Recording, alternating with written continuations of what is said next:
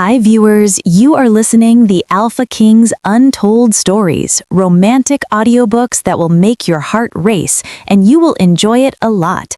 Don't forget to subscribe for more enchanting love tales. Chapter 1. The Ghost in the Stone Halls. They called her the Ghost of Obsidian Peak, a shadow that drifted through the fortress's cold halls with a mop and bucket, her eyes forever cast down. In a kingdom of predators, Elara was nothing, a scentless human girl, a silent servant meant to be unseen and unheard. But Elara carried a secret, a truth so heavy it bowed her shoulders more than any labor, and every full moon that secret pulled her into the heart of the Forbidden Woods, a place where no servant dared tread. One fateful night, the Alpha King Kaelen Blackwood decided to follow the ghost. He expected to uncover a traitor.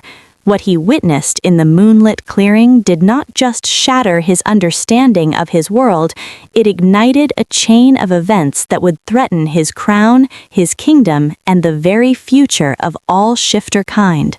For the quiet maid was not human, and her silence was not weakness. It was a vow.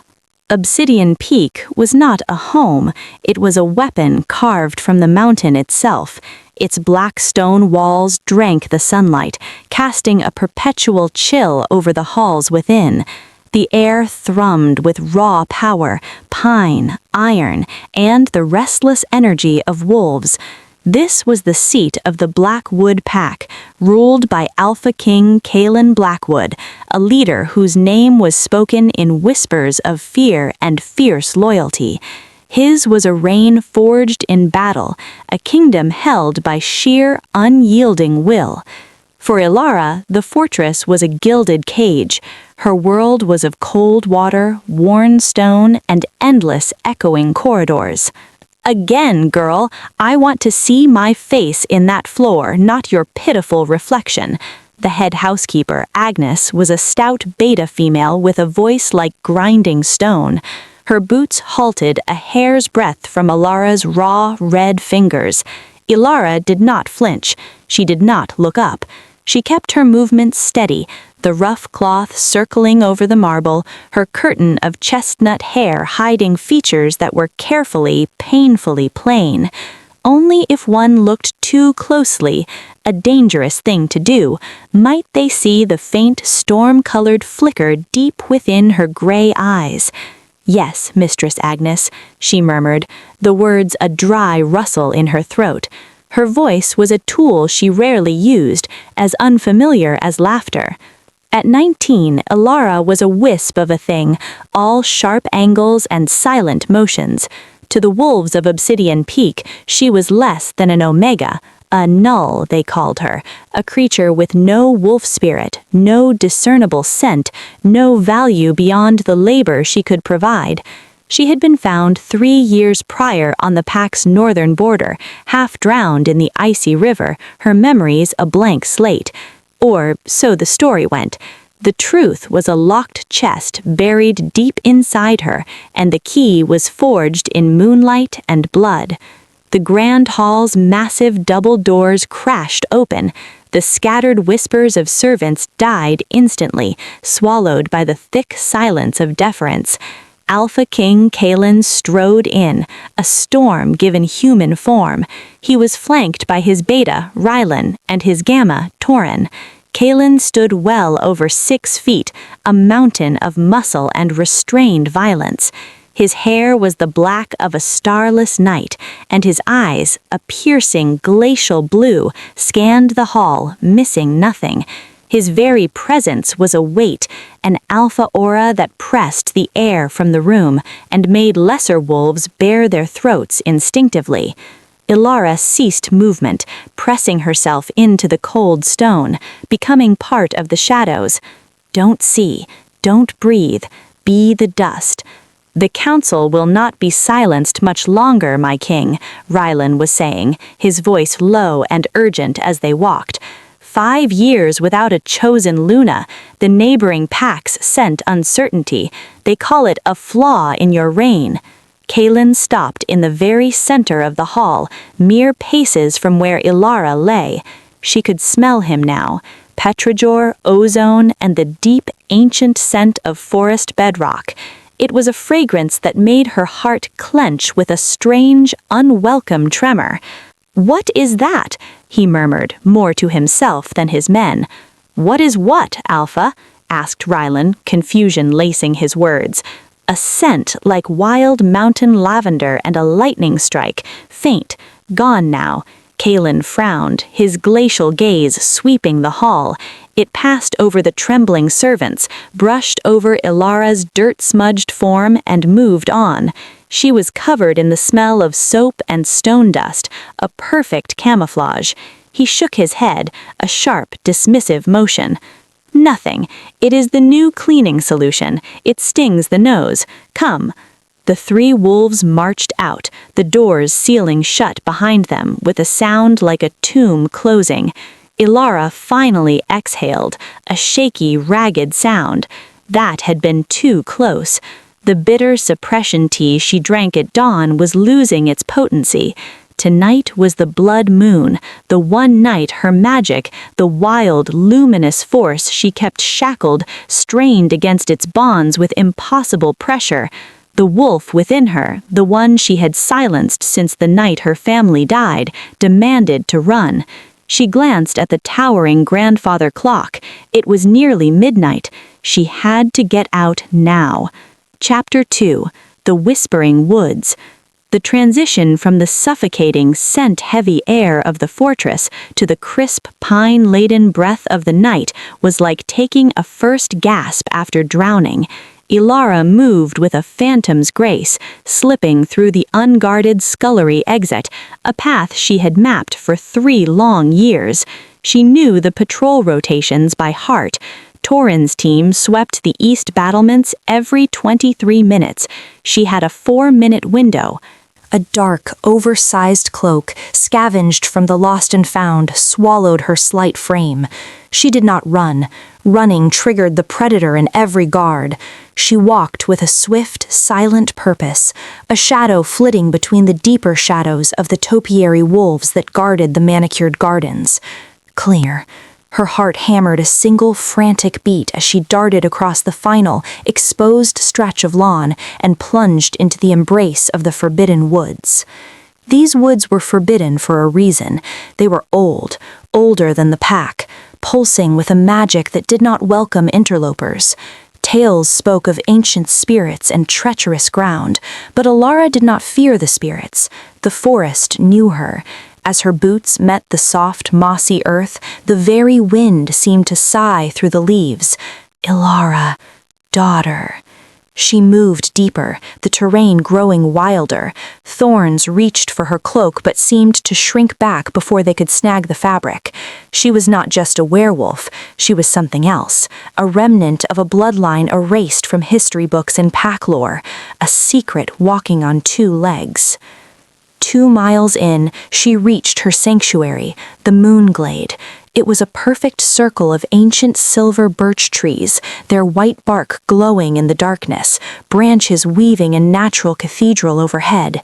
Here, the moonlight did not just shine, it pooled, liquid and silvery, bathing everything in an ethereal glow. Elara threw off her cloak. Standing in her simple gray shift dress, she shivered, not from cold, but from the terrifying anticipation of release. "All right," she whispered to the watching moon, her voice trembling. "I'm here." She closed her eyes and, with a mental shudder, released the dam inside her mind. Agony, exquisite and total, ripped through her. Bones snapped and reformed, muscles tore and reknit. It was a silent, violent rebirth. Unlike the wolves of Obsidian Peak, who often roared their way through the change, Elara endured it in absolute, wrenching silence. When the pain receded, the girl was gone. In her place stood a wolf of breathtaking beauty. She was not large like an alpha, but sleek and powerful. Her fur was not gray or brown, but a pure, luminous white, as if woven from moonlight itself, and her eyes, now open, glowed with a vivid, electric amethyst light. She was a creature of legend. Throwing her head back, she released a howl. It was not a challenge, not a threat. It was a song, a melody of profound sorrow and aching freedom that wove through the ancient trees. As the sound echoed, the glade reacted. Where her paws touched the moss, tiny star-like blue flowers bloomed instantaneously. Withered ferns at the edge of the clearing straightened, unfurling into vibrant green life. Fireflies, summoned from the deep woods, spiraled around her in a living vortex of golden light. This was her truth, her curse, and her gift. She was a life caller. But in her catharsis, in the dizzying joy of being her true self, her senses drowned in magic. She did not hear the soft, almost imperceptible crack of a twig 50 yards away. Alpha King Kaelen had not gone to the western perimeter. A relentless, gnawing pull in his gut, a tether hooked behind his sternum, had drawn him toward the woods. He had dismissed Rylan and Torin at the gate with a firm order to stand their posts. This was a hunt he needed to undertake alone. He moved through the dense trees in human form, every sense honed to a razor's edge. He was the apex predator here. Nothing moved without his leave. Then he heard it, the howl. It stopped him dead, his blood turning to ice, then fire. It was not like any howl he had ever heard. It was beautiful. It sounded like heartbreak given voice. Moving with a lethal silence born of a lifetime of dominance, Kaelen moved following the haunting sound to the edge of the moonglade. He kept downwind, concealing himself behind the gnarled trunk of a fallen oak. He peered into the clearing, expecting a rogue, a trespasser to be driven out or destroyed. What he saw stole the very breath from his lungs. A white wolf, a myth made flesh. The creature glowed with an inner light, and with every step, life erupted in its wake. Flowers blossomed, grass thickened, the air itself shimmered. What magic is this? His logical mind, the mind of a king, warred with a deeper, older instinct. His own wolf, a beast named Ares who lived in the quiet darkness of his soul, suddenly surged forward with a force that made Kaelen's vision blur. Mate! Ours! Find her! Ares roared, the voice thunderous in the confines of his mind. Kaelen gripped the rough bark, his knuckles bleaching white. Mate? Impossible, he growled under his breath. The moon goddess had long ago turned her face from him, or so he believed. He watched, mesmerized, as the white wolf danced, a creature of pure starlight and sorrow, everything his world of stone and strategy was not. Then, a shift in the breeze. It carried his scent, alpha, dominance, predator, directly into the glade. The white wolf froze mid-motion, her head snapped toward his hiding place. Those astonishing violet eyes locked on his shadow. He smelled her panic then, sharp and acrid like burnt honey. With a yelp of pure terror, the luminous wolf wheeled and fled, a streak of white lightning bolting into the deeper woods. Wait! The command tore from his throat before he could think. He didn't shift, he simply ran, his enhanced speed tearing the earth as he gave chase. He couldn't let her vanish. If she was a threat, he had to neutralize her. If she was what Ares claimed, he had to know. She was unbelievably fast, weaving through thickets he had to crash through, but Kaelen knew these woods. He knew the terrain ahead. She was heading for the Gorgon's Maw, a deep, treacherous ravine with sheer cliffs. He pushed harder, a dark shadow chasing a bolt of moonlight. He burst through the final line of trees, skidding to a halt at the jagged edge of the cliff. The white wolf stood on the precipice, the roaring river a deadly whisper 50 feet below. She looked down at the churning water, then back at him, her sides heaving. "Stop," Kaelen commanded, his voice layered with the undeniable weight of an alpha's order. The power in the word washed over her. She whimpered, her legs trembling violently as she fought the compulsion to obey. Her eyes, those intelligent, terrified eyes, found his. There was recognition in that gaze, and a defiance that shocked him. She did not submit. Instead, she held his stare for one endless second, and then she jumped. "No!" Kaelen's roar was one of pure fury and denial. He lunged, his fingers brushing the very tip of her glowing white tail. Empty air. He watched, helpless, as she plummeted into the blackness and was swallowed by the river's roar with a distant splash. He stood at the edge, chest heaving, a storm of frustration and confusion raging within him. He had found a miracle and lost it in the space of minutes. As he turned, defeated, something caught his eye, a scrap of dark fabric snagged on a thorny bramble. He knelt and pulled it free.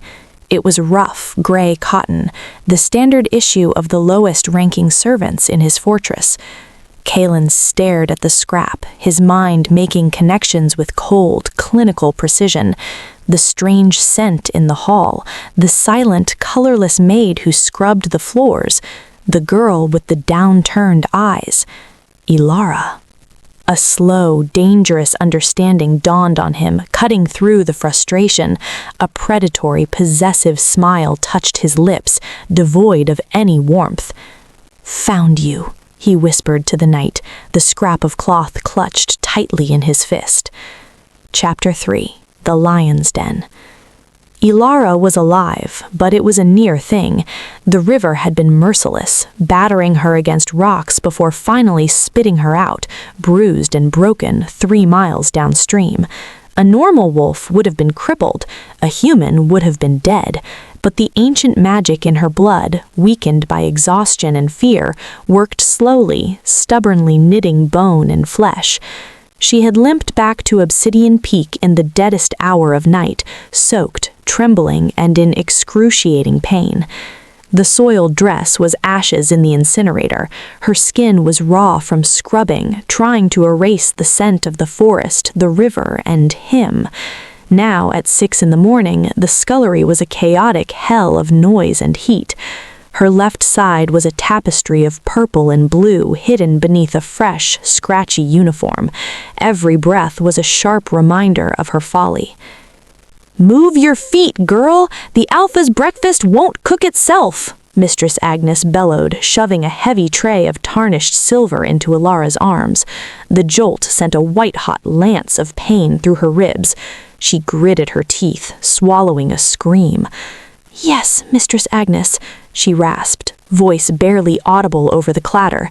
She stumbled to a long table and began polishing, her hands shaking. "He saw me. He chased me. He has the scrap from my cloak." Paranoia was a cold serpent coiling around her heart. Every creak of the door, every raised voice made her flinch. "He cannot know. To him I am nothing. The White Wolf is a mystery. Elara is just a ghost." Suddenly, the cacophony died. The air itself seemed to stiffen and still. Elara froze, the polishing cloth slipping from her numb fingers. She didn't need to look up to know. The scent arrived first. Ozone, dark earth, and that terrifying, intoxicating power that was uniquely his. Alpha King Kaelen stood in the kitchen doorway. He never came here. The kitchens were beneath his notice, a realm of steam and sweat, yet there he was, filling the archway, his presence sucking the warmth from the room. The head cook, a burly beta named Borin, dropped a ladle into a pot with a loud, foolish splash. "Leave us," Kaelen said. His voice was calm, quiet even, but it carried the weight of a falling mountain. My king?" Borin stammered, wiping his hands on his apron. "Everyone, out." Kaelen's eyes, like chips of glacial ice, swept the room, except the cleaning staff. The exodus was instant and panicked. Within seconds, only the 6 maids, including a pale and trembling Mistress Agnes, remained lined against the cold steel counters, heads bowed. Kaelen walked into the room with the predator's deliberate grace. He was dressed in simple black, but it did nothing to diminish his aura of absolute authority. His expression was unreadable, a mask of stone, but his eyes were hunting. He walked down the line. He paused before Sarah, a young blonde Omega, inhaled subtly and moved on. He stopped before Mistress Agnes, who looked ready to faint, and dismissed her with a glance. Then he stopped in front of Elara. Her heart hammered against her bruised ribs, a frantic drumbeat of terror.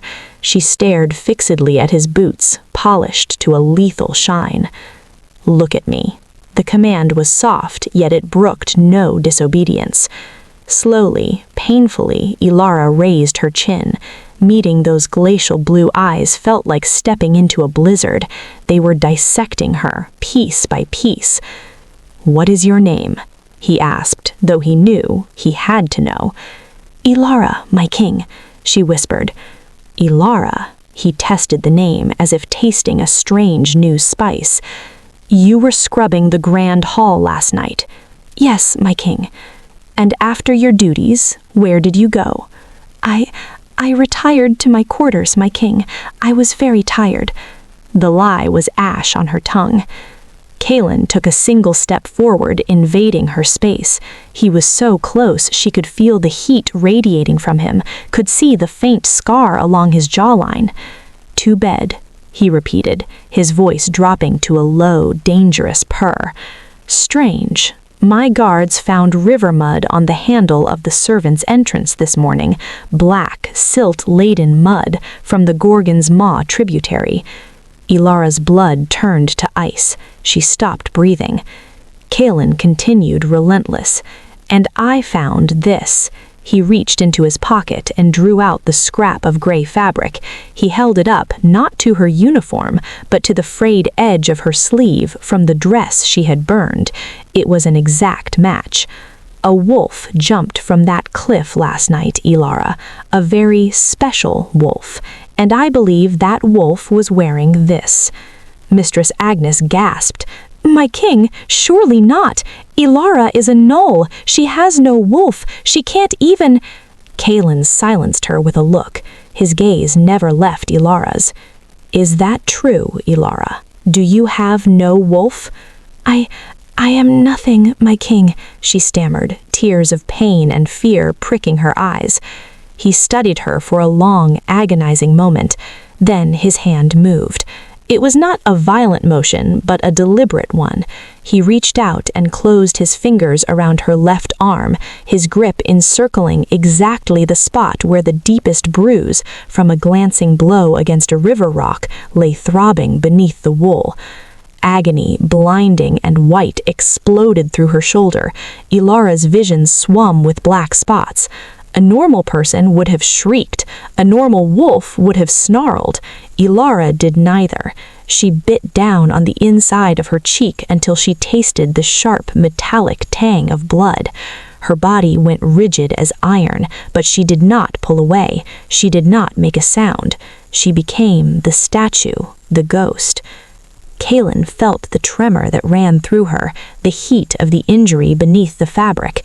He saw the absolute, stubborn refusal to acknowledge the pain written in every tense line of her body. That was not the reaction of a broken servant. It was the steely discipline of a survivor. He released her arm abruptly.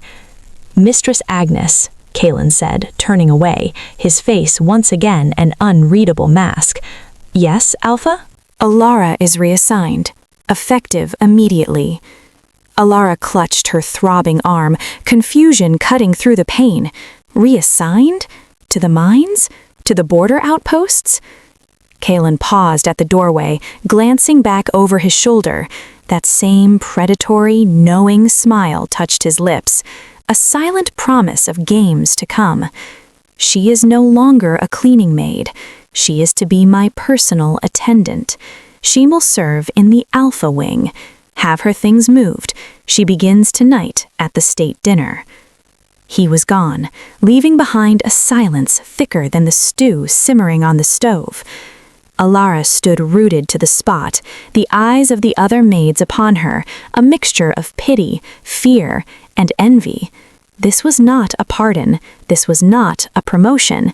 He was bringing the mystery directly into his lair. The lion was not executing the mouse. He was placing it in a gilded cage, right next to his throne, to watch it closer. The game had just begun, and Elara had no idea what the rules were. Chapter 4. A Gilded Cage. The Alpha Wing existed in a different universe from the servants' quarters. Where Elara's old world was damp stone and the smell of lye, this world was polished mahogany, rich velvet, and the subtle, expensive scent of sandalwood and old parchment. Power had a fragrance here, and it was suffocating. Her new room was a shock. It was small but clean, with an actual window that looked out over the inner courtyard, a real bed with a firm mattress, and a woven rug on the floor. It felt like a betrayal of everything she was supposed to be. This was not a reward. It was an interrogation chamber draped in silk. She spent the afternoon trying to coax her magic to heal the worst of her injuries, but the silver-threaded suppression cuffs she wore under her sleeves, a necessary disguise, dampened her abilities to a faint trickle.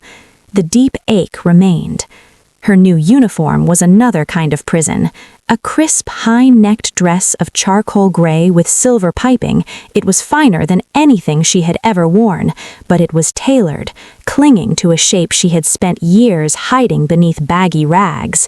It made her feel exposed. Well, well, the kitchen rat has found its way into the pantry. The voice, dripping with venomous sweetness, froze Elara and the corridor outside the private dining hall. Lady Seraphine stood before the double doors, a vision of calculated perfection. She was a high-born beta from the wealthy Riverstone pack, with hair like spun gold and eyes the cool green of winter jade. Her ambition to be Luna was an open secret, worn like the diamonds at her throat. Tell me, little mouse, what pathetic act did you perform? A fainted swoon, a tearful story. I am merely following orders, my lady, Elara murmured, keeping her gaze fixed on the intricate pattern of the rug. Orders, Seraphine scoffed, stopping directly in front of her. Let me be clear. The Alpha is a man of vast appetites. He enjoys puzzles, new toys to occupy his mind, but he always grows bored, and I am the one who will be sitting on that throne beside him. If you entertain any foolish ideas above your station, I will personally see you returned to the gutter you crawled from, or something worse. I have no such ideas, my lady. Good. Seraphine leaned in, her voice dropping to an icy whisper. Tonight there are dignitaries from the Southern Sun Pack. Do not embarrass the king. Spill 1 drop of wine, drop 1 platter, and I will have you thrown into the darkest hole this mountain possesses. With a final contemptuous look, Seraphine shoved past her, deliberately knocking her shoulder into Elara's injured arm. A bolt of fresh pain stole Elara's breath, and she stumbled, catching herself against the wall as stars danced before her eyes. Just survive the night, she chanted to herself, swallowing the nausea. Just get through the dinner. The private dining hall was a spectacle of controlled opulence. A long table of dark oak gleamed under the light of 100 candles. Kaelen sat at the head, a king carved from shadow and authority. Rylan and Torin were present, along with Lady Seraphine, now seated pointedly at Kaelen's light, and the visiting Southern Alpha, a florid man named Magnus, with his entourage. Elara's role was simple: pour the wine and remain invisible. She moved like the ghost she was, a silent wraith around the perimeter of the room.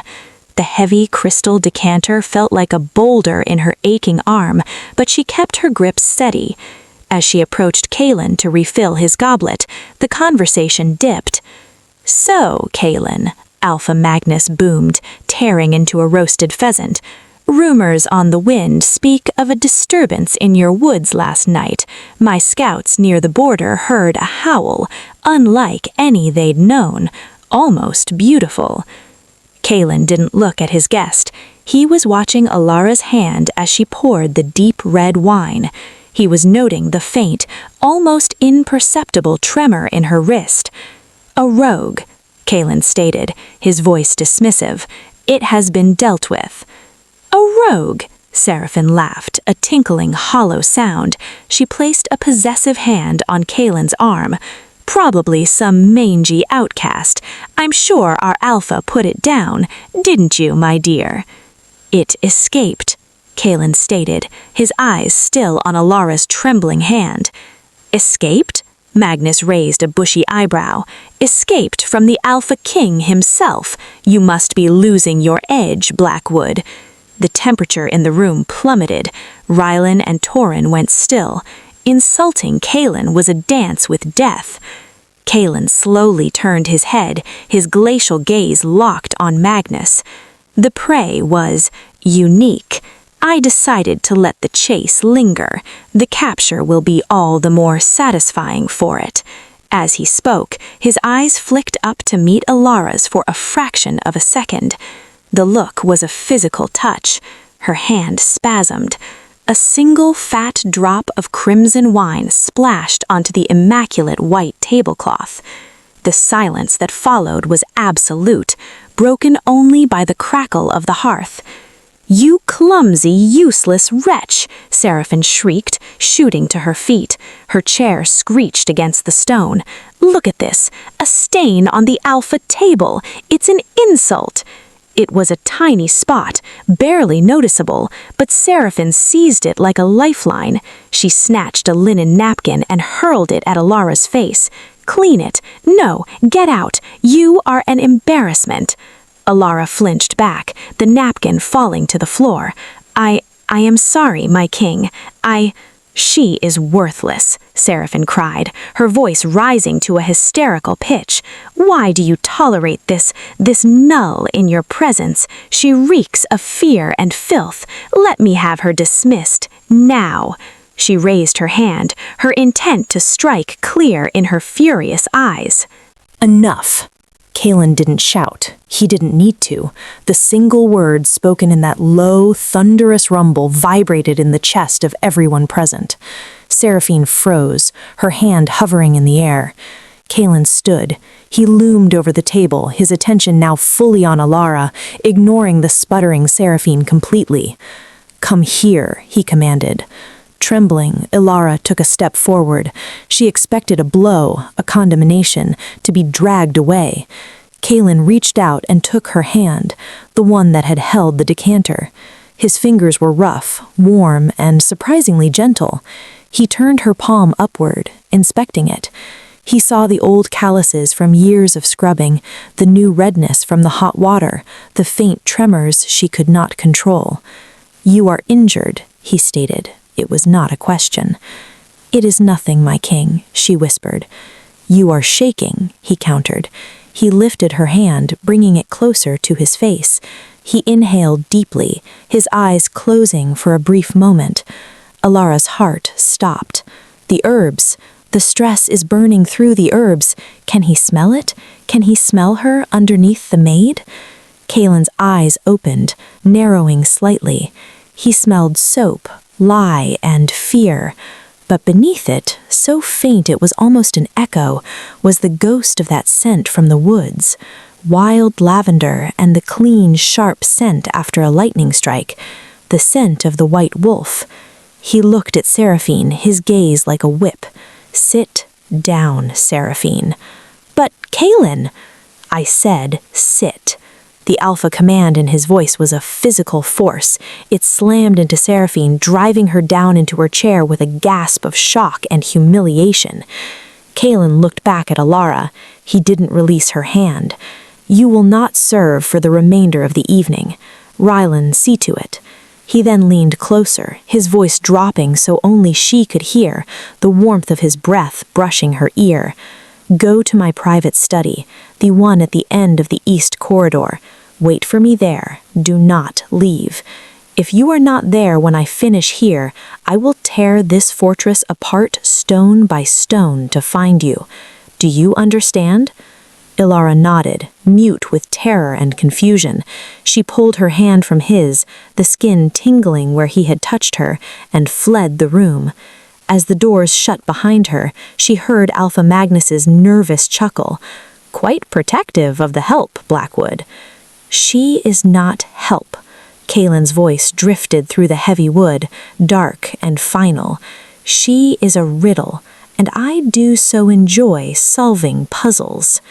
Elara ran, but with a sinking, terrifying certainty, she knew there was nowhere left to run. The cage door had just been locked from the outside. The lion was coming, and he expected answers. Chapter 5. The Unmasking. Kaelen's private study was a sanctum of power and knowledge.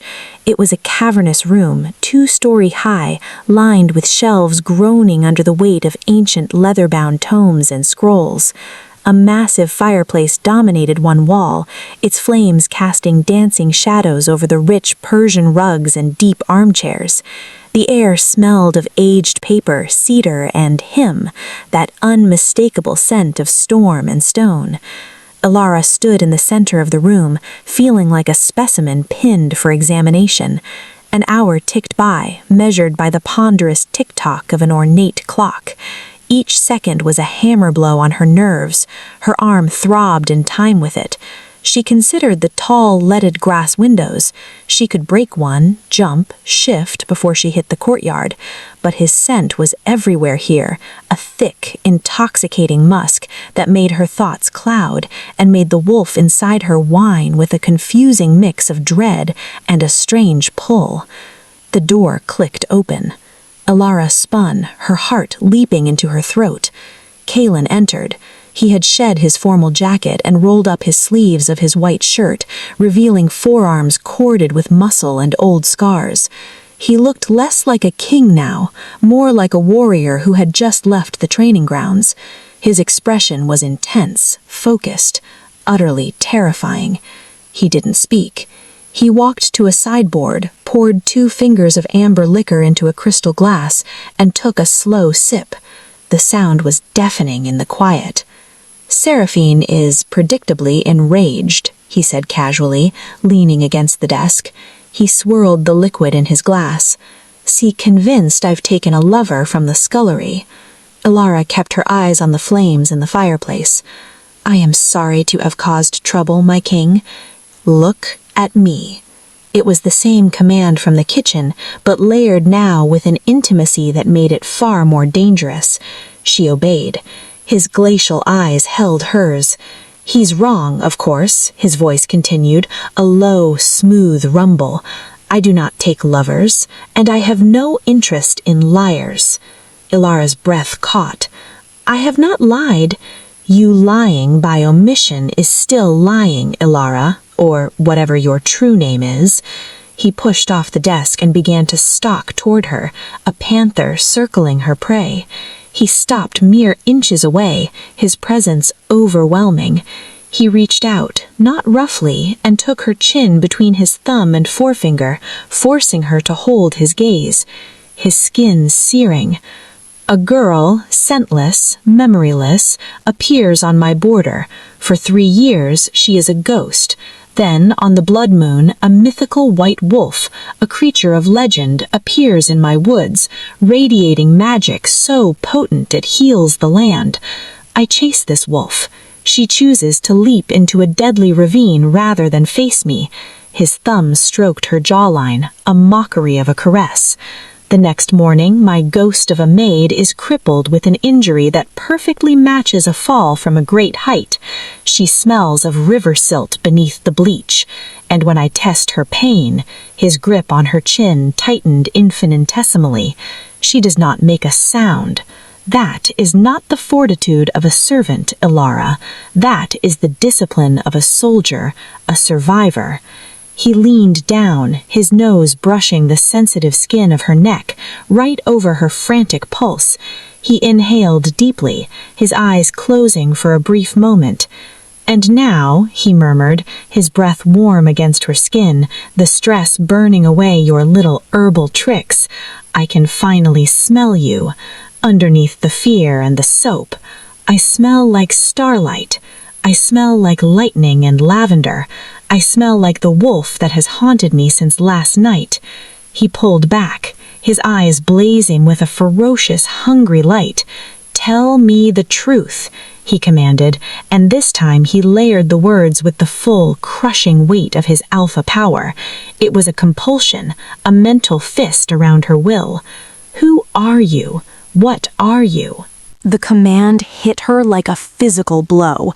Her inner wolf thrashed, howling to obey its alpha, to submit and reveal everything. But the secret was a boulder on her tongue, a truth that meant death. If he knew what she truly was, a life caller, the last of a line hunted to extinction for their power, he would either kill her or chain her as a weapon. "I am no one," she gasped, fighting the compulsion with every shred of her being. Sweat beaded on her brow. "Please, just let me go." "Drop the act," Kaelen roared, his patience shattering. He slammed a fist into the stone wall beside her head. The impact echoed like a thunderclap. "Show me. Shift." "I can't." "You won't." In his frustration, he grabbed her injured arm again, his grip tightening over the bruised and swollen tissue. White-hot, blinding agony exploded from her shoulder. It was too much. The dam of control she had maintained for years, through pain and loneliness and fear, finally burst. Elara threw her head back and screamed, but it was not a human sound. It was a harmonic, guttural cry that seemed to shake the very foundations of the room.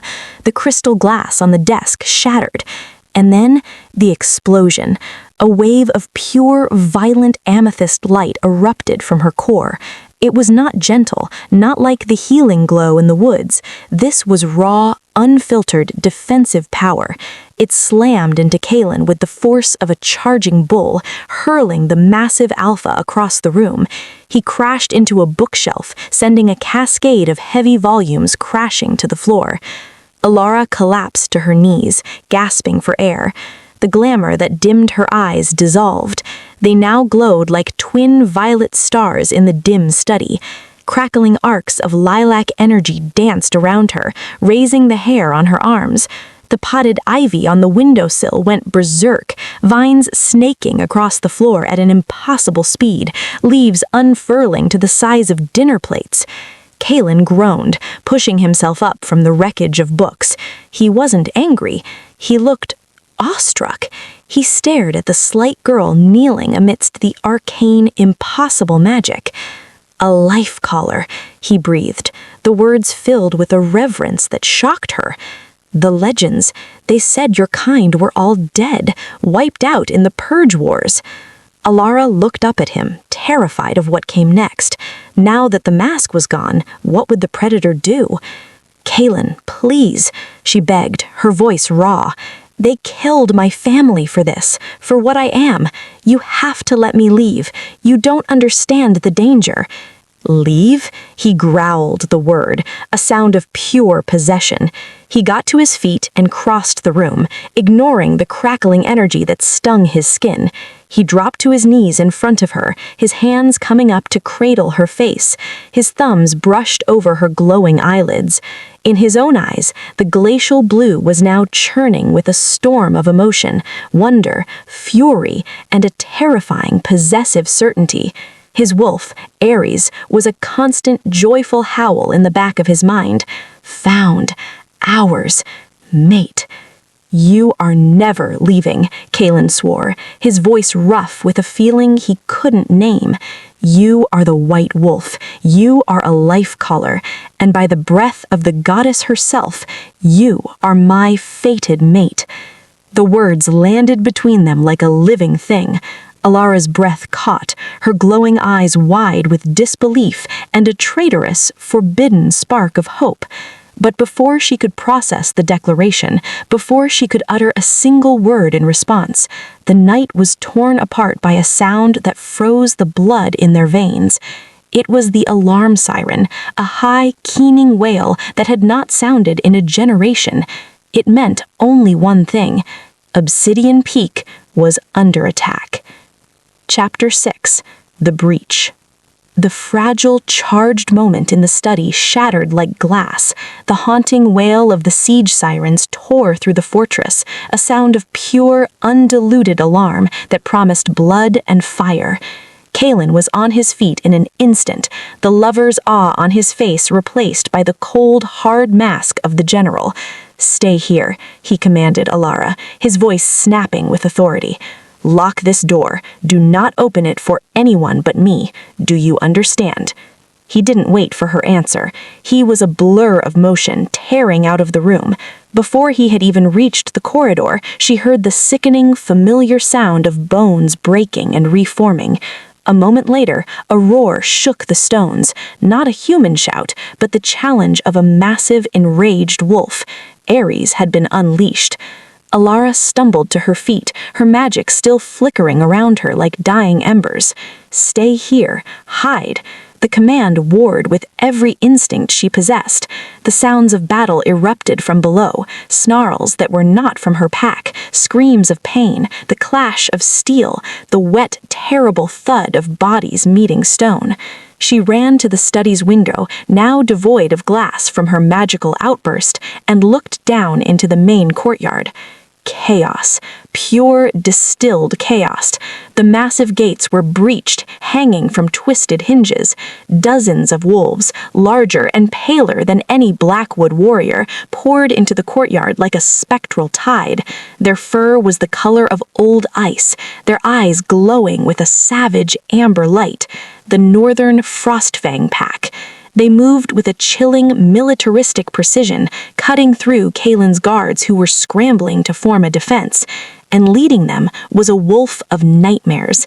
He was even larger than Kaelen's shifted form, a monster of muscle and matted, pale fur, with a vicious, ragged scar running from his brow, over a milky blind eye, and down his muzzle. Alpha Jorah. He fought with a brutal, joyous ferocity, tossing Blackwood warriors aside like rag dolls. Then she saw Kaelen. His black wolf, Ares, was a vortex of destruction in the center of the fray. He moved with a lethal grace, taking on 3 Frostfang wolves at once, his movements a blur of fang and claw. But the numbers were overwhelming. She watched, her heart in her throat, as Jorah broke from his own fight and lunged, a battering ram of fangs and fury. He blindsided Kaelen to the blood-slicked stones. The 2 alphas became a rolling, snapping ball of primal violence. Jorah, younger and fueled by a frenzied bloodlust, gained the upper hand. His massive jaws opened, dripping saliva, aimed for the vulnerable throat of the black wolf. No. The denial was not a thought. It was a force that erupted from the very core of her being. It wasn't just fear for the Alpha. It was the ancient protective instinct of the life caller, the guardian, and something else, deeper, more primal, the bond he had just named, singing a single desperate note: save him. She didn't think. She didn't use the door. Elara climbed onto the windowsill, took a breath filled with the scent of smoke and blood, and jumped. She shifted in the open air. The pain of her injuries vanished as her body dissolved into light and reformed. She did not land with a thud, but with a soft, radiant impact, like a star falling to earth. The battlefield froze. Every wolf, Blackwood and Frostfang alike, stopped and stared. In the midst of the carnage stood a wolf of pure, blinding white, her coat glowing with an inner moonlight that cast stark shadows. Her amethyst eyes burned like fallen stars. She was incandescence. She was myth. Jorah, distracted by the sudden, impossible light, loosened his grip for a fraction of a second. It was all Kaelen needed. With a surge of desperate strength, he threw the Northern Alpha off and scrambled to his feet, panting. He stood beside the white wolf, his black fur matted with blood, his own eyes wide with a tumultuous mix of pride, fury, and sheer terror. I told you to stay. His voice growled in their mind, the mental links snapping into place as naturally as breathing. You were losing, her own mental voice, clear and bell-like, echoed back. There was no fear in it, only resolve. On the other side of the courtyard, Jorah shifted back to his human form. He was a giant of a man, naked and splattered with gore, his one good eye fixed on Elara with a look of avaricious, unholy glee. The legends are true, Jorah roared, his laughter a harsh barking sound. The White Witch lives. No wonder you clung to your mountain, Blackwood. You were hiding the greatest prize of all. Touch her. Kaelen's voice was a low, deadly promise in the sudden quiet. In the sudden quiet. And your line ends with you. I don't want to touch her, you fool, Jorah sneered, his gaze raking over Alara's glowing form. I want to own her. I want to breed her. Imagine an army of soldiers who can heal their own wounds on the battlefield. The Frost Fang would be unstoppable. Kaelen's answer was a roar of pure, unadulterated rage. He launched himself at Jorah, and the battle reignited with renewed, desperate ferocity. But this time, it was different. Elara did not just fight, she danced. She was a healer and a weapon, a paradox made flesh. When a Blackwood guard fell with his side slashed open, she brushed past him, and her glowing fur left trails of shimmering light that sealed the wound. When a Frostfang wolf lunged for her, she didn't dodge, she met its charge and released a concussive pulse of violet energy that stunned it senseless, leaving it vulnerable for a Blackwood fighter to finish. She was a beacon of hope for her pack, and a terrifying omen for their enemies. She kept one part of her awareness always on Kaelen. He and Jorah were locked in their death duel near the central fountain, a dance of ultimate predators. Then she saw it, the glint of moonlight on Nettle. Jorah had a weapon. As Kaelen lunged, Jorah twisted, drawing a wickedly curved silver dagger from a hidden sheath on his calf. Silver, poison to their kind. The blade flashed, aimed directly for Kaelen's heart. Elara moved. There was no time for thought, only instinct. She threw herself into the space between them. The silver dagger, meant for the Alpha's heart, plunged deep into the White Wolf's shoulder instead. Agony, cold and corrosive, exploded through her. It was 1,000 times worse than any river rock. A scream, both physical and mental, tore from her, echoing in Kaelen's mind and across the courtyard.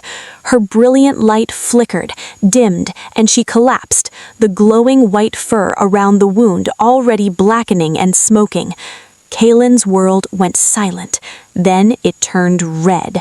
He didn't roar. He unleashed a sound of such profound, soul-rending devastation that it cracked the stone of the fountain. What he did to Jorah was not a killing. It was an annihilation. It was a message written in blood and viscera, a promise of total war. The remaining Frostfang wolves, seeing their alpha reduced to a ruin, their mythical prize fallen, broke.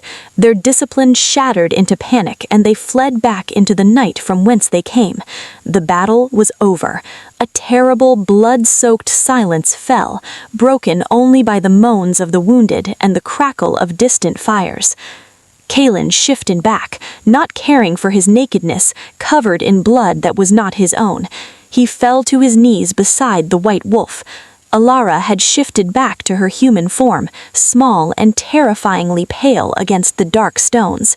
The silver dagger was still embedded in her shoulder, black veins spiderwebbing out from the wound, creeping towards her heart with each weak beat.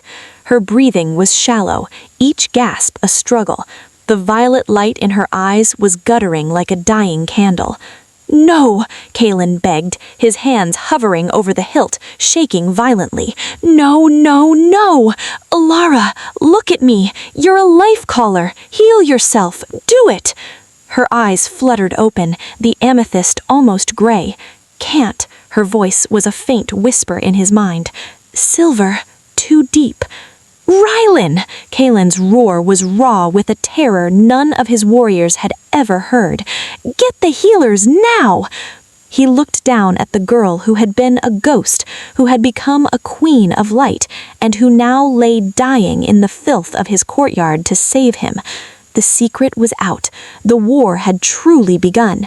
But in that moment, as he gathered her limp, cooling body into his arms, none of it mattered. If her light went out, his world would be forever dark. Chapter 7. The Price of a Bond. The royal infirmary was a place of sterile light and the cloying, metallic scent of blood and despair. Kaelen paced the length of the room like the caged wolf he felt himself to be, his bare chest and arms still smeared of the grime of battle, none of it his own. Every healer in Obsidian Peak was gathered around the central bed, a hushed, frantic conference over the small, still form lying there. Elara looked like a broken doll against the white sheets, her skin waxen, the vibrant chestnut of her hair seeming dull.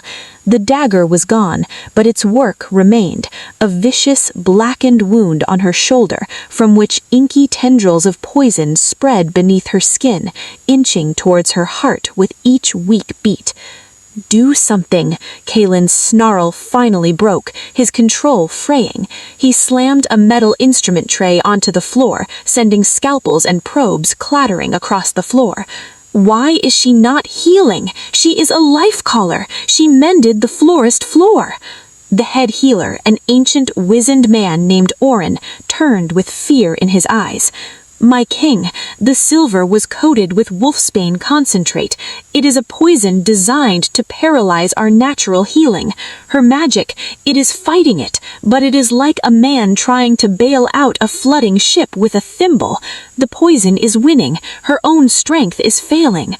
Then give her strength, Kaelen roared, taking a step forward, his alpha aura making the healers shrink back. Transfusions, energy, whatever it takes. We have tried, Alpha, Orin whispered, his voice trembling. Her blood, her magic rejects it. It is too ancient, too different. We are harming her by trying. She does not have much time. Minutes, perhaps. Kaelen froze. The world narrowed to the slow, weakening beep, beep, beep of the heart monitor beside the bed. Each pause between sounds felt longer than the last. He looked at Elara, at the quiet girl who had hidden a universe of power inside her, who had finally revealed it not for conquest, but to protect him. He couldn't lose her. The thought was a void more terrifying than any battlefield.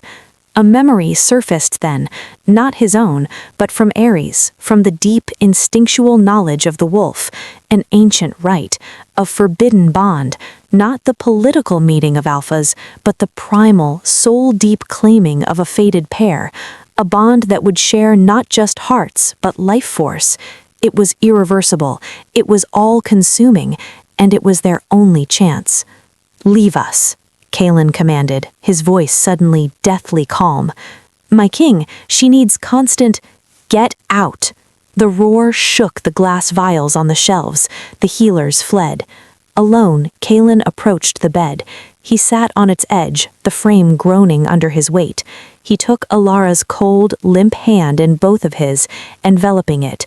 He leaned close, his lips brushing her ear. Elara, he whispered, his voice rough. Can you hear me? I need you to listen. Her eyelids fluttered but did not open. A faint breath, more a sigh. Kaelen, so cold. I know, my brave one.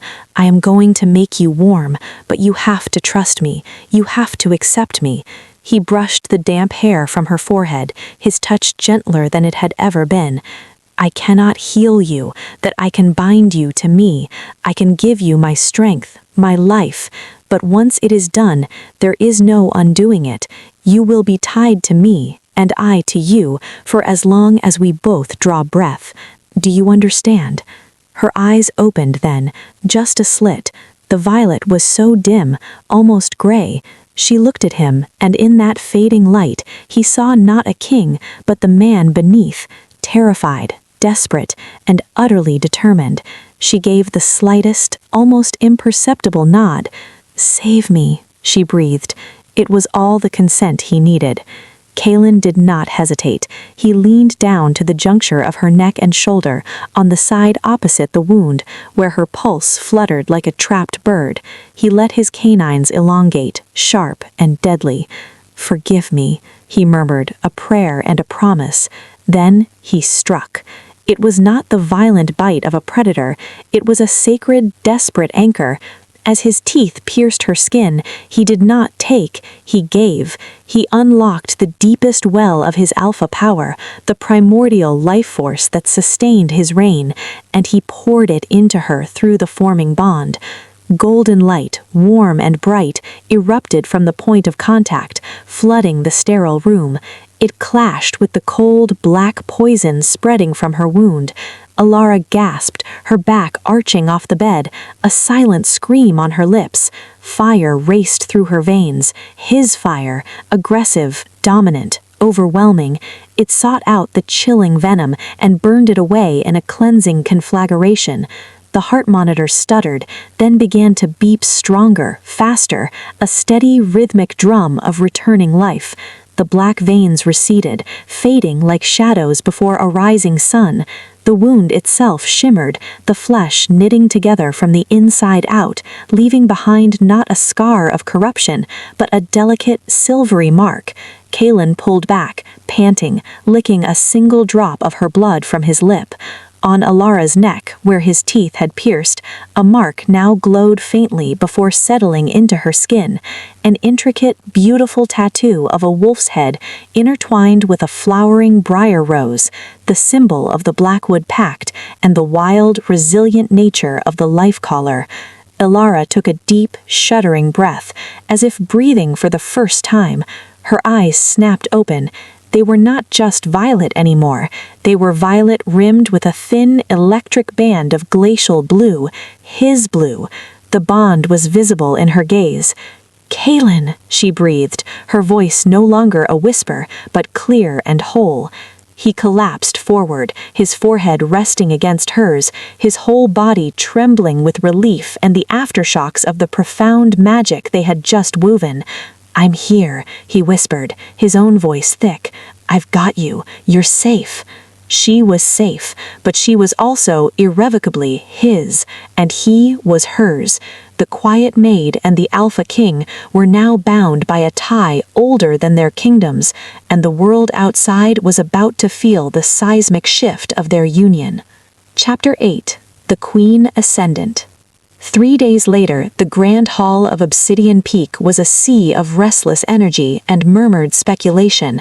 Every elder, warrior, and high-ranking member of the Blackwood Pact had been summoned. The rumors had spread like a fever. The Frostfang attack, the White Wolf, the injured maid who now resided in the Alpha Wing. Whispers of magic, of ancient blood, of a bond that defied tradition filled the air. Lady Seraphine stood near the obsidian throne, her beautiful face a carefully composed mask, though her eyes burned with a fury she could barely contain. She had been working tirelessly since the attack, weaving a narrative of danger and deception.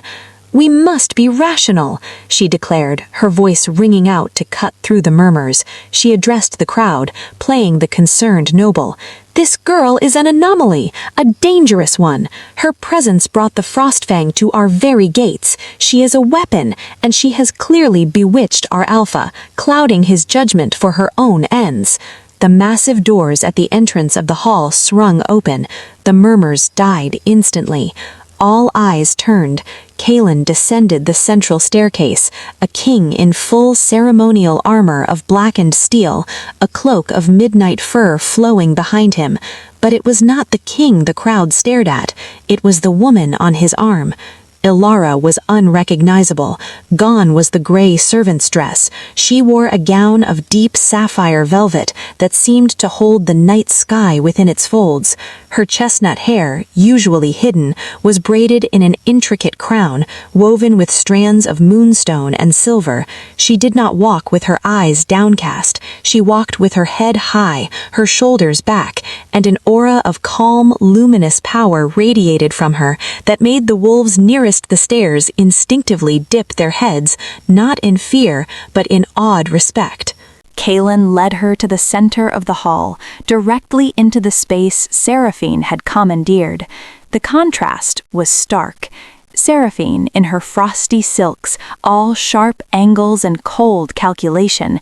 Elara, in her velvet, a portrait of serene, grounded strength.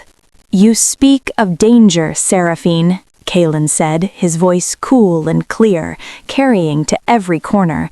"You speak of judgment, yet when our home was breached, when our people were dying, you were secured in the fortified safe room."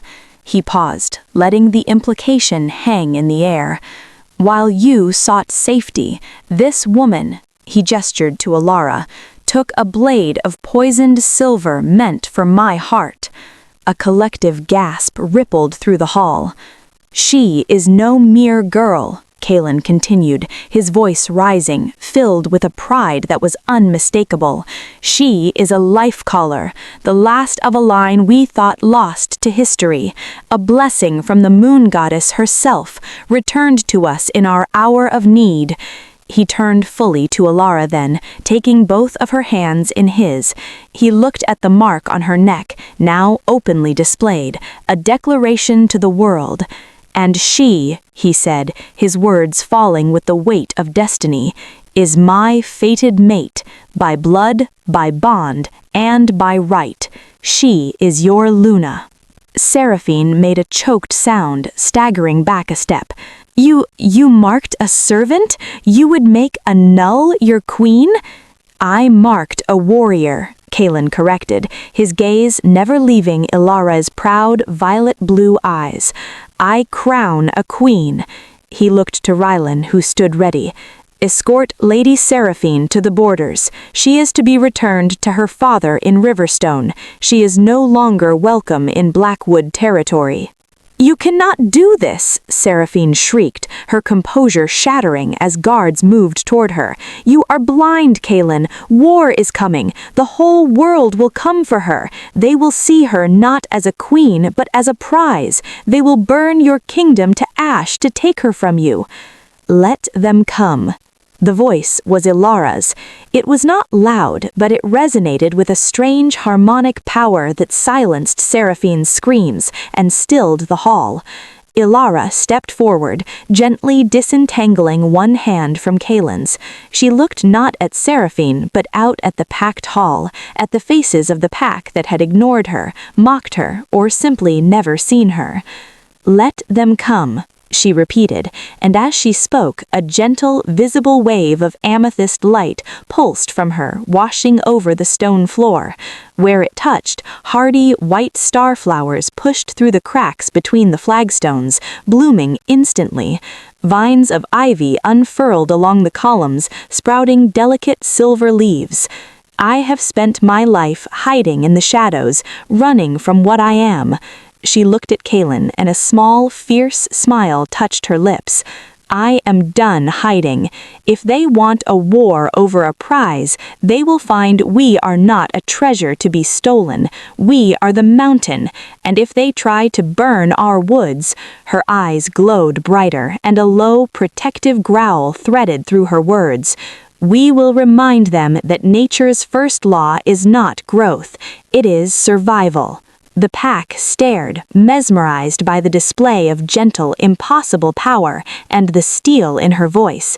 This was no mere girl. This was a ruler. Kaelen's smile was one of fierce, unadulterated pride. He took the heavy obsidian crown, his crown, from the velvet cushion Torin held, but he did not place it on his own head. He turned to Elara. "Long live Queen Elara!" Rylan shouted, his voice filled with genuine fervor. The cry was taken up, swelling from a few voices to a thunderous roar that shook the very foundations of Obsidian Peak. "Long live the Queen!" The crown settled on Elara's brow. It was cool, heavy with history and expectation. She did not falter. She stood tall, the ghost transformed, the life color revealed, the Luna crowned. The quiet maid was gone. In her place stood a queen who had emerged from the shadows, and her first decree was a promise of unyielding strength. Chapter 9. The Council of Thorns. The crown was heavier than Elara had imagined, not just the physical weight of obsidian and silver, but the weight of 1,000 eyes, 1,000 expectations. The adulation in the grand hall was intoxicating, but as the cheers faded and the pack returned to the business of shoring up defenses, the reality of her new position settled like a cloak of chainmail. Her first official act as Luna was not a feast or a decree, but a war council. The chamber, known as the Hall of the Ancients, was a stark, circular room deep within the mountain's heart. The walls were carved with the histories of the Blackwood line, scenes of battle and triumph. A round table of black oak dominated the space, already surrounded by Kaelen's most trusted, Rylan, Torin, the head healer Orin, and the grizzled commanders of the border garrisons. Elara entered on Kaelen's arm, now dressed in practical dark leathers, her crown replaced by a simple silver circlet. The men at the table rose, a show of respect that still felt foreign. She took the seat beside Kaelen, her back straight. "Report," Kaelen said, his voice all business. Rylan spoke first. "The Frostfang retreat was a rout, but not a defeat. Our scouts confirm Jorah's second, a brute named Varg, has taken command. They've fallen back to their outposts in the frozen wastes, but they're not dispersing, they're digging in, and the news is spreading." Torin, his arms crossed over his broad chest, nodded grimly. "Riders from the eastern Howlers and the southern Sun Packs have been seen at a distance. They're watching. Jorah's cry about a life collar won't have fallen on deaf ears. Every alpha on the continent will be weighing the risk and reward of coming for her." Elara felt the words like physical blows. She was no longer just a person, she was a strategic objective, a prize, as Seraphine had screamed. "The girl, the Luna, her abilities," Commander Grisham spoke up, his old wolf with a face like weathered stone, his eyes sharp on Elara. "Can they be weaponized? Can she disable enemies, heal entire battalions at once?" Kaelen's growl was a low warning. "She is not a weapon to be deployed, Grisham. She is your queen." "But my king," Grisham pressed, undaunted. "With all respect, understanding her babies is key to our defense. The Frostfang wanted to breed an army. Others will want to capture a healer who can make their forces invincible. We must know what we are protecting and what they will try to take." All eyes turned to Elara, the weight of the crown pressed down. She had spent her life suppressing her power, using it only in secret, for small personal moments of connection with nature. The explosive defensive burst in the study and the healing in the courtyard had been instinctual, uncontrolled. I do not fully know the limits of my own power," she admitted, her voice quiet but clear in the silent room. "I have only ever used it to hide, or in moments of extreme emotion. The healing I did in the battle was instinct. I touched them and the magic responded. The light that stunned the Frostfang wolves, that was fear and anger." Orin leaned forward, his scholarly eyes alight. "The old texts, the fragments that remain of the life colors, speak of a harmony with the life force of the world, not just healing, but influence. Encouraging growth, yes, but also discouraging it. A blight on crops, a rot in wood, a paralysis in muscle. It is all part of the same spectrum, the flow and ebb of vitality." The idea sent a chill through Elara. To use her gift, the thing that made flowers bloom, to instead wither and decay, felt like a profound violation. She looked at Kaelen, seeing the same conflict in his eyes. He wanted to protect her, not turn her into a weapon of war. "We do not ask you to become a destroyer, Elara," Kaelen said, his hand finding hers under the table, their bond humming with his reassurance. "But we must understand, so we can plan.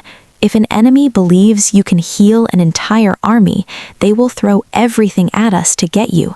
We need to know if that is even possible, or if it is just a myth they will chase. Elara took a deep breath, drawing strength from his touch.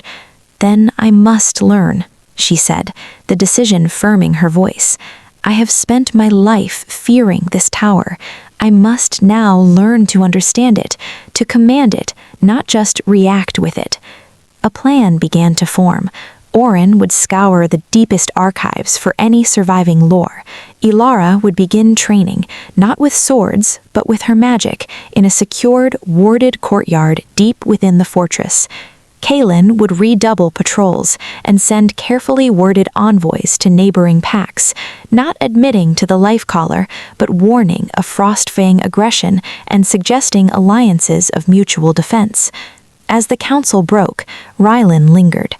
"My king, my queen, there is one more thing.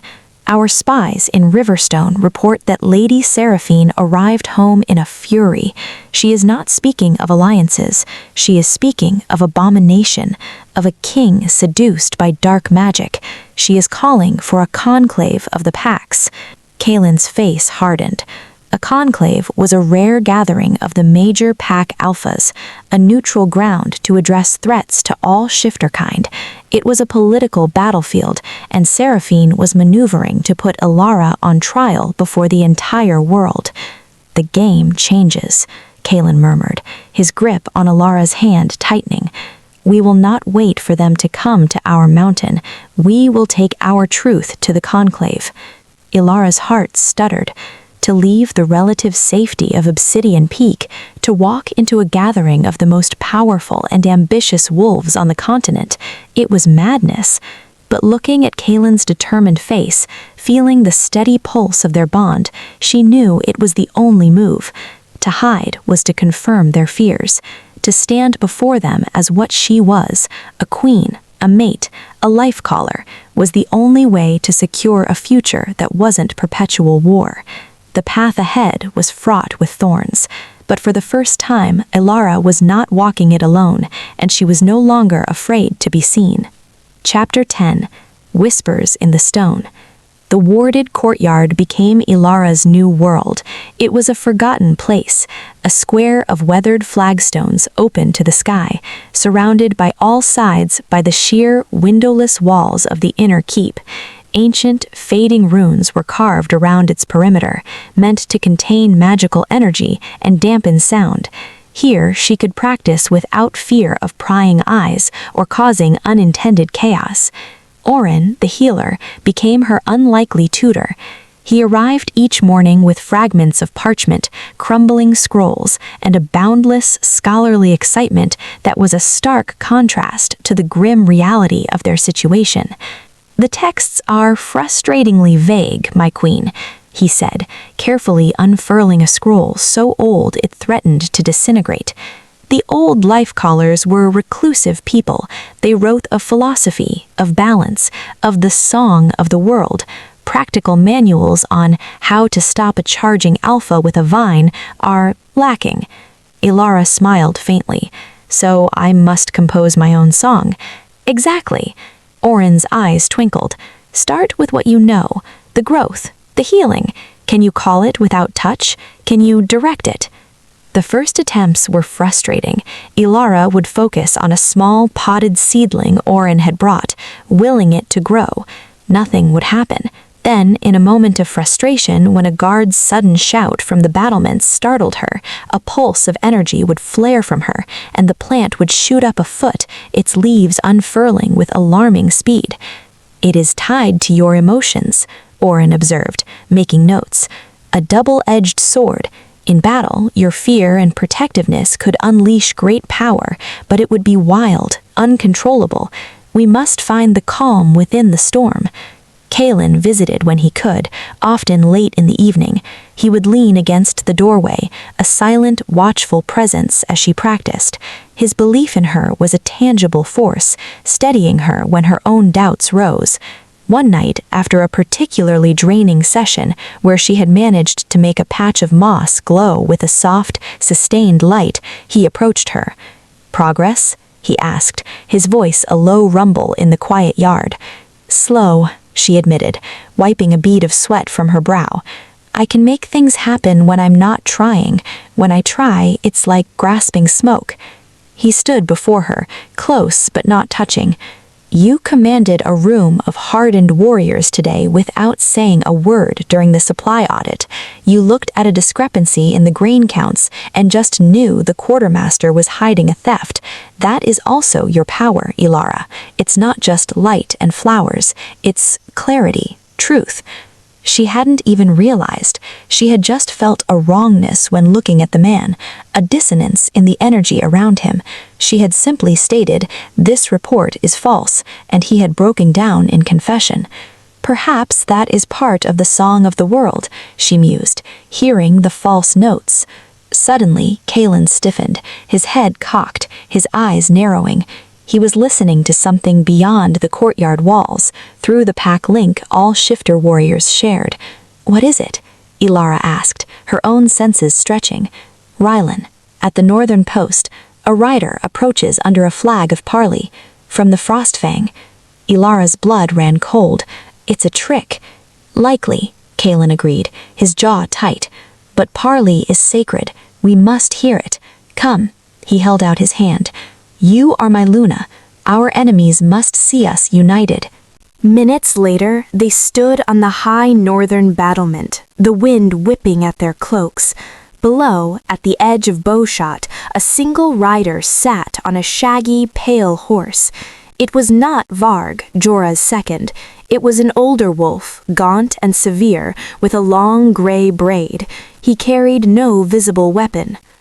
I am Hakan, speaker for Alpha Varg of the Frostfang, the man called up, his voice carrying on the cold air. I come under the ancient rite of parley to speak words, not trade blows. Speak then, Hakan, Kaelen's voice boomed down. Your Alpha's last words were of theft and breeding. You'll forgive my lack of hospitality. Hakan's face remained impassive. Jorah is dead. His ambitions died with him. Varg is a pragmatist. He sees the storm gathering. The Conclave is called. All eyes turn to your mountain, Blackwood. You hold a spark that could start a war to end all wars. We seek no war, Elara spoke up, stepping forward to stand beside Kaelen at the parapet. We seek to live in peace. Hakan's cold eyes found hers. Peace is not a choice granted to those who hold the power of life and death in their hands, Life Caller. Varg offers you a choice, a true choice. Kaelen's growl was a vibration in the stone. What choice? Surrender the girl to the Conclave, Hakan said plainly. Let the packs decide her fate collectively. In return, the Frostfang will stand as your ally against any who retaliate for your previous transgressions against our pack. You keep your kingdom, Blackwood. You lose only the cause of the coming war. The offer hung in the air, insidious and cold. It was political, cunning. It framed Elara as the problem, and Kaelen's attachment to her as the obstacle to peace. It sought to divide them, to make Kaelen choose between his mate and the safety of his pack. Chapter 11. The Poisoned Chalice. The silence on the battlement was thicker than the mountain fog. Hakan's words were not a threat. They were a meticulously laid trap, baited with the promise of survival and political absolution. To the watching guards, it might even sound reasonable. Kaelen's hand found the small of Elara's back, a solid, unwavering point of contact. His voice, when it came, was not a roar she expected, but a calm, deadly chill that carried further than any shout.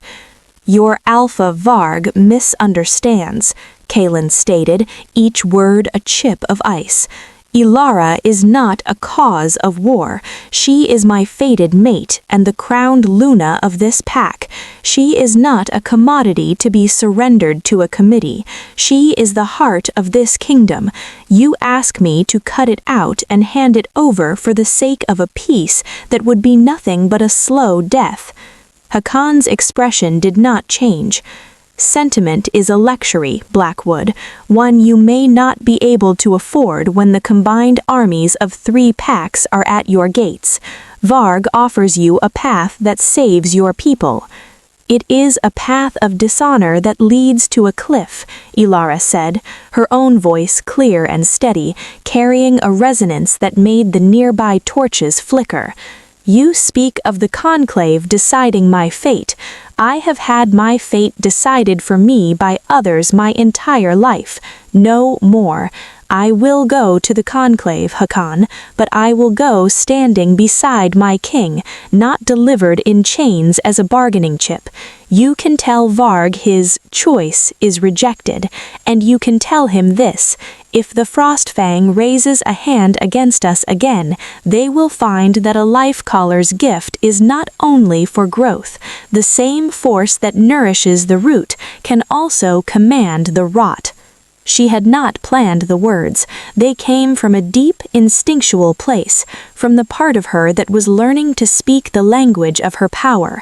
A subtle, invisible pulse of energy, not violet but a deeper, shadowy indigo, emanated from her. It did not reach Hakon, but the hardy mountain grass at the very base of the wall beneath him, just within the range of her influence, withered and turned black in a perfect small circle. Hakon's eyes, for the first time, showed a flicker of something other than cold calculation, a seed of fear. He had seen the healing light in rumors. He now saw the other side of the coin. "The Conclave gathers at the stone circle in 1 moon cycle. Your defiance is noted. May the goddess have mercy on your souls, for the world will not." He turned his horse and rode back into the shrouding mist without another word.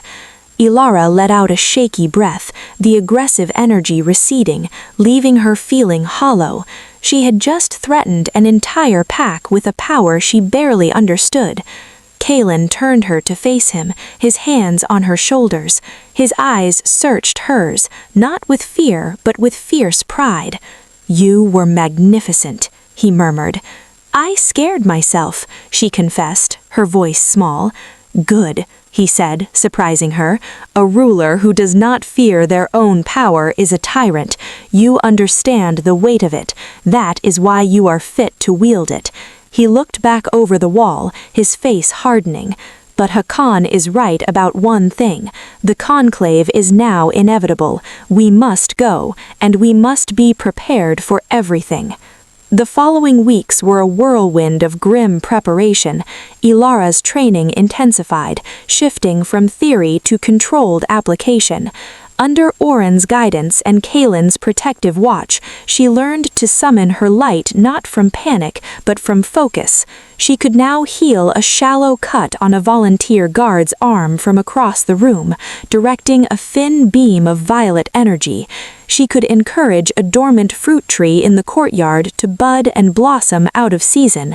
The shadow side, the withering, she approached with trepidation, practicing only on already dead wood, learning to direct decay in a contained, specific way. It felt right, but necessary, like learning the anatomy of a poison to understand the antidote. Diplomatic envoys returned with mixed news. The Eastern Howler Pack, traditional rivals of the Frostfang, were cautiously sympathetic but non-committal. The Southern Sun Pack, led by the bombastic Magnus who witnessed Elara's clumsiness, was openly skeptical, leaning towards Seraphine's narrative of dark seduction. The smaller neutral packs were waiting to see which way the wind blew. The night before their departure for the stone circle, Elara could not sleep. The weight of the coming trial pressed on her. She slipped from her chamber and found herself on the high balcony where Kaelen had first shown her the stars as his equal. He was already there, a silent, brooding silhouette against the moonlit sky. "You should rest," he said, sensing her presence without turning. So should you, she replied, coming to stand beside him. I am thinking of the hundreds of lives riding on our words tomorrow, he admitted, a rare vulnerability in his tone. I have led armies into battle with less dread. Elara leaned her head against his arm. We have the truth. Truth is often the first casualty in a war of words, he sighed. Then he looked down at her, his blue eyes soft in the moonlight.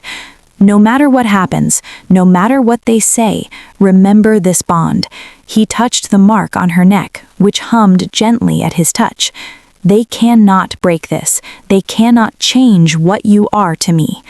The simplicity of his faith was an anchor. She placed her hand over his. Then we face them together, not as a king and a weapon, but as partners. He nodded, and in that quiet understanding, some of the dread lifted. They were not walking into the lion's den as prey. They were walking in as Alpha and Luna, bound by something older and stronger than politics. The world would see them, and it would have to reckon with what it saw. Chapter 12. The Stone Circle. The Stone Circle was a place of ancient neutral power, a sprawling meadow in the central valleys surrounded by a ring of monolithic, rune-carved stones, twice the height of a man. By the time Kaelen's contingent arrived, the meadow was a sea of tents and banners, a tapestry of the shifting alliances and rivalries of the continent. The Blackwood party made a stark, deliberate impression. They did not come with a vast army, but with a column of 100 elite guards, polished and silent. Kaelen wore his ceremonial armor, but no crown. Elara walked beside him, not in opulent silks, but in a gown of deep forest green, her hair in a simple, powerful braid, the obsidian circlet of her station resting on her brow. She carried herself not with arrogance, but with a calm, untouchable dignity. The mark on her neck was visible. A hush fell as they passed through the crowded camp. Whispers trailed them like ghosts. Life Caller, the White Wolf, see the Alpha's mark? Which? The conclave itself was held in the center of the stones.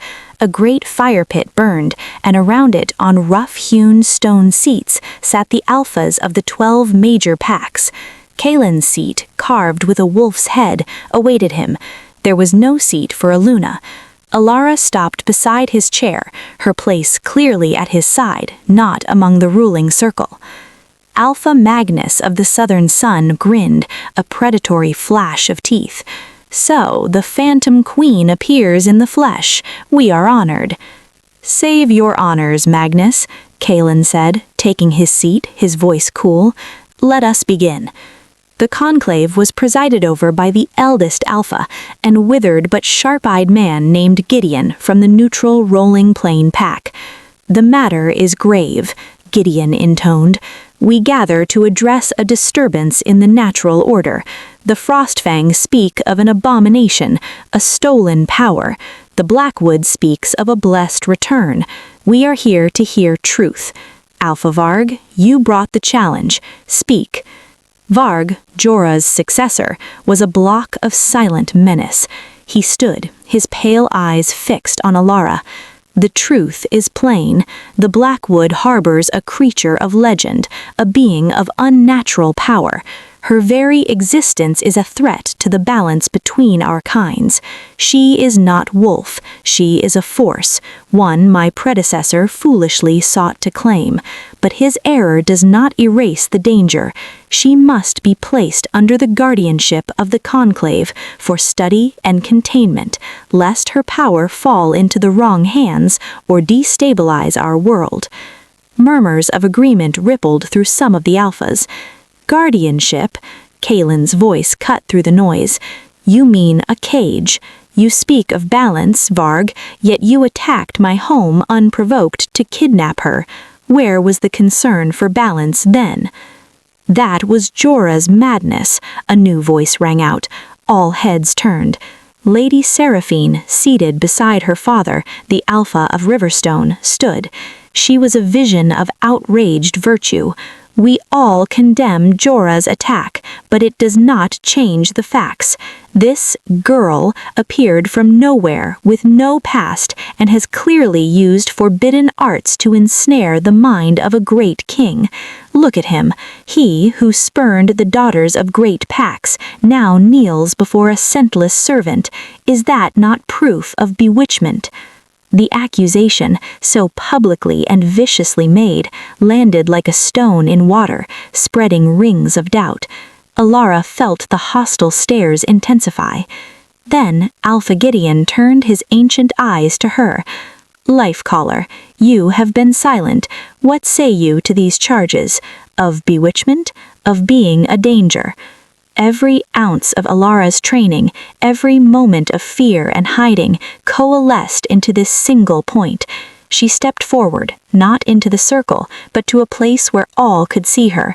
She did not look at Seraphine or Varg. She looked at Gideon, and then let her gaze sweep the assembled alphas.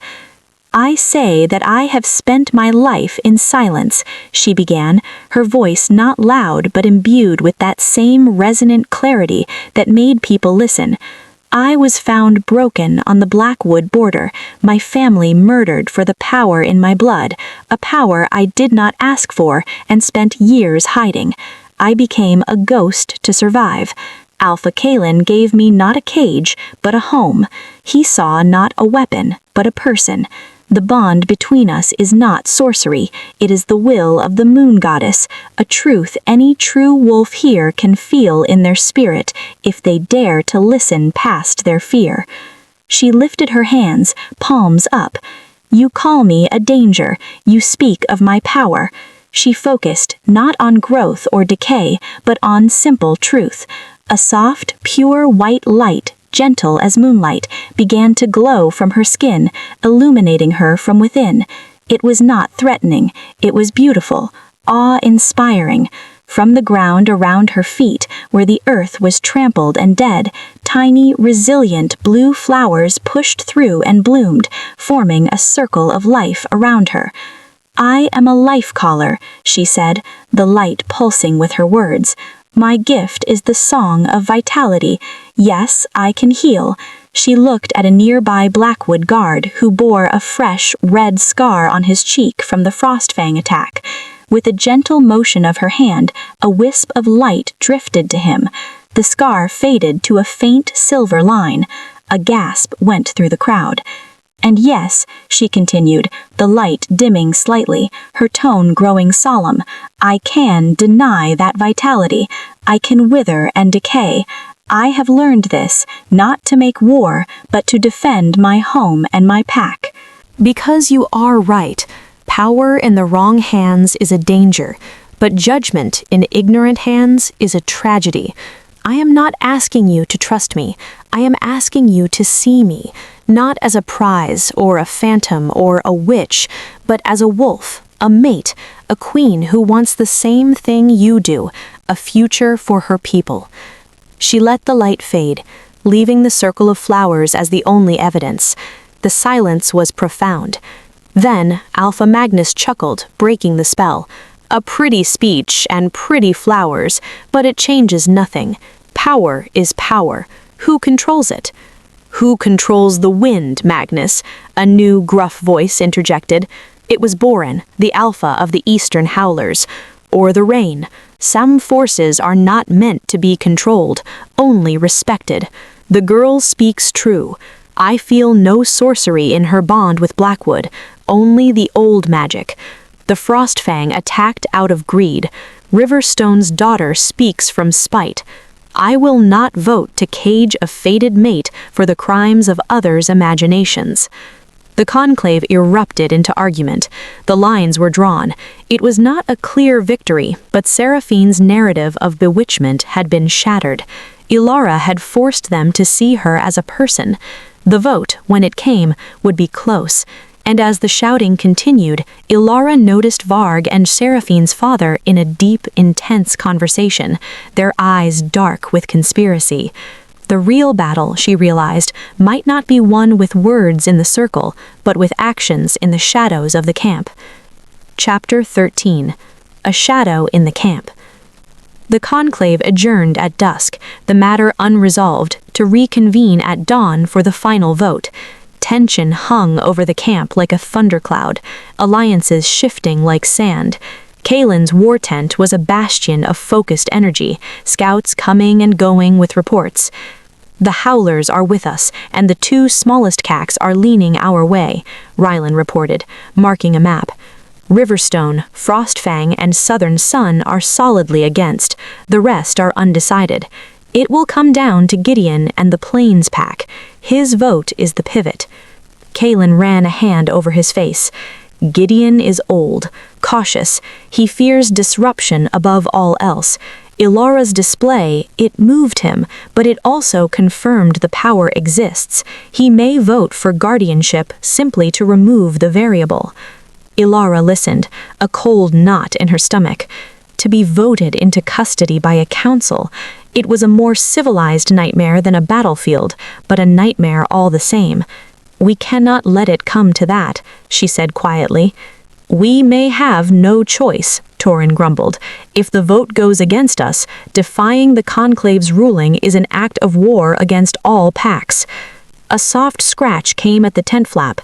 A young, nervous-looking page from the rolling plane pack entered, bowing deeply. "A message for the life caller, from Elder Gideon. He requests her presence at his tent, alone. He wishes to understand the song of the flowers." Kaelen immediately stepped forward. "She does not go anywhere alone." The elder was most specific. He said the conversation was for the caller's ears only. He offers his personal guarantee of safety within his camp boundaries. Elara and Kaelen exchanged a long look. This was highly irregular, a breach of protocol. But Gideon's curiosity was their best hope. "It's a risk," Kaelen muttered through their bond. "It's our only chance to sway him," she sent back. "I must go." Reluctantly, Kaelen nodded. "Rylan, you and 2 others will escort her to the edge of the rolling plane camp. You will wait for her there." The walk through the torch-lit camp was eerie. Eyes followed her from every shadow. She felt the simmering hostility from the Frostfang section, the calculating curiosity from others. Rylan left her at the marked boundary of the rolling plane camp, his expression grim. "We will be right here, my queen."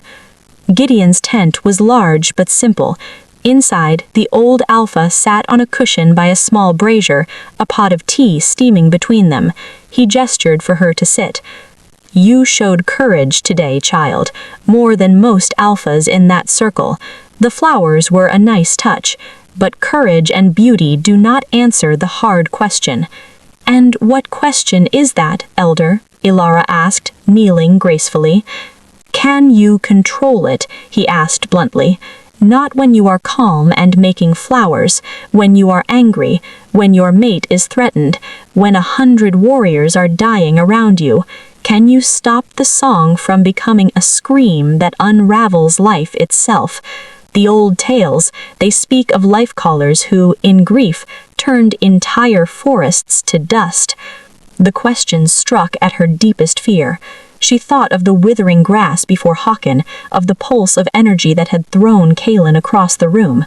I am learning control, but I cannot promise I would never lose it. Any wolf can lose control in rage. The difference is the scale of the consequence. I understand that burden better than anyone." Gideon studied her, his milky eyes seeing more than most. "Humility, that is good. Arrogance in one with your power would be the true abomination." He poured her a cup of tea. "I am old, Elara. I have seen packs rise and fall over mates, over gold, over pastures. I have never seen one risk everything over a feeling. Tell me of this bond, not the politics, the truth of it." And so she told him, not as a queen, but as the girl she had been. She spoke of the silence, the loneliness, the constant fear. She spoke of the pull she felt toward Kaelen even before she knew what it was, a tether to something solid in her formless world. She spoke of the moment in the study, not of the explosion, but of the look in his eyes when he saw her, not with fear or greed, but with awe and recognition. She spoke of the bond's warmth, its constant, reassuring hum like a heartbeat outside her own. Gideon listened, sipping his tea. When she finished, he was silent for a long time. A bond of the spirit, not just of power. That is the oldest magic of all, older than my stones. He sighed. The council will vote for custody tomorrow. The fear of what you could do overweighs the evidence of what you are. Varg and Riverstone have seen to that. Elara's heart sank. Then why did you call me here? To look into your eyes, to see if the stories of madness and seduction were there. I do not see them. I see a heavy burden carried with grace. He leaned forward. When the vote comes, I will vote against you. The words were a physical blow. She swayed where she sat. But, he continued, his voice dropping to a whisper, a conclave ruling requires the accused party to be present for formal sentencing. There will be a moment after the vote before the custody is transferred, a moment of chaos. My guards at the Eastern Stone will be distracted. The forests there are dense, leading to the high passes. A determined person with a prearranged fast horse might find a path unclear. He was giving her a chance to run, to escape the cage, but to become a fugitive forever, leaving Kaelen to face the consequences alone. It was another terrible choice. She looked at the old Alpha, seeing not an enemy, but a pragmatic man offering the only mercy his position allowed. "Thank you for your honesty, Elder," she said, her voice thick. "But I will not run. I stood with my pack. I will face the consequences with them." A flicker of respect and something like sorrow passed over Gideon's face. He simply nodded. Elara left the tent, the weight of the impending doom heavier than ever. As she walked back to where Rylan waited, she felt a prickling on the back of her neck, a sense of being watched not with curiosity, but with malice. She glanced quickly toward the Riverstone tents. In the shadows between two pavilions, she saw a brief flash of golden hair, Seraphine, talking urgently with a hulking, familiar figure dressed in frostfang furs. It was not Varg. It was one of his berserkers. A plot was moving, and the vote was not the only danger they faced. Chapter 14. The Trial by Blood. The final session of the conclave began under a sky the color of bruised iron. The air was cold and still, heavy with portent. Elara took her place beside Kaelen, her back straight, her face a calm mask over the turmoil within. She had told Kaelen of Gideon's warning and the conspirators she had seen. His jaw had tightened, but he had only nodded, issuing silent commands through the pack link to their guards. Gideon stood by the central fire. The conclave has debated. The question is put. Shall the being known as Elara, the life-caller, be placed under the guardianship of this council for the safety and balance of all shifterkind? All in favor. One by one, hands rose. Varg, Seraphine's father, Alpha Magnus, 2 other alphas from smaller packs beholden to them, 5 votes. All opposed. Kaelen's hand shot up. Boren of the Howlers, 2 others, 4 votes. All eyes turned to Gideon and the 2 remaining undecided alphas. One of them, after a tense pause, slowly raised his hand. 4 guardianship. 6 votes. It was done. Gideon's was the 7th vote, but it no longer mattered. The majority had spoken. Gideon's shoulders slumped slightly. The conclave rules that a sudden commotion erupted at the edge of the circle. Shouting, the sound of steel. A Riverstone guard stumbled into the clearing, clutching a bleeding arm. Attack! At the Blackwood camp! Frostfang berserkers! Chaos exploded. The conclave descended into shouting and confusion, but Kaelen was already moving, shoving Elara behind him. "It's a diversion," he roared over the din to Rylan. "Their target is here." As if on cue, a group of 10 Frostfang warriors broke through the ring of stunned neutral guards. They weren't headed for the Blackwood camp. They were charging straight for the stone circle, for her. Their eyes were glazed with battle frenzy, their weapons gleaming. Seraphine's plot was clear: use the chaos of a false attack to assassinate Elara during the confusion, removing the problem and leaving Kaelen with no recourse against the conclave. "To the Queen!" bellowed Torin, and the Blackwood guards formed a tight, bristling circle around Kaelen and Elara just as the Frostfang hit. The stone circle became a battlefield. Conclave guards scrambled to respond, but the surprise was total. Kaelen shifted in a blur of snapping bones and tearing cloth, the massive black wolf Ares meeting the lead berserker with a crash of flesh and fury. But they were outnumbered, and the berserkers fought with no regard for their own lives, their sole aim to break through to Elara. Elara stood in the eye of the storm, her heart pounding. She saw Rylan go down, an axe bite in his leg. She saw a Blackwood guard fall, silent. Fear and fury warred within her. The song of the world around her was a cacophony of pain and violence.